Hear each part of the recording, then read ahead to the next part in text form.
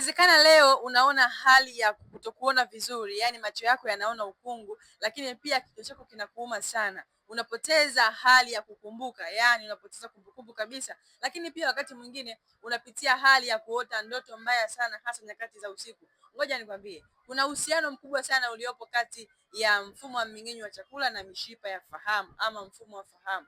Kwa hivyo unapoathirika mfumo wa mmeng'enyo wa chakula, ni rahisi zaidi kuweza kuathirika mfumo mzima wa fahamu. Kwa hiyo ambacho unatakiwa kufanya si kutumia dawa za macho ama dawa za allergy ama dawa za kutuliza hali ya kichwa. Ambacho unatakiwa kufanya ni kwamba utumie package ambayo itakusaidia wewe kuweza kurekebisha kwanza mfumo wa mmeng'enyo wa chakula, na hayo matatizo mengine yote utapona moja kwa moja. Ikiwa kama unahitaji kupata suluhisho hilo ama hiyo package, unaweza kanipigia simu leo kupitia namba zangu ambazo zipo katika bio ili niweze kukusaidia. Lakini kama ni mtu ambaye ulimsikia anapitia hali hii, unaweza kushare hii video hii ili tuweze kumsaidia kutatua changamoto alionayo.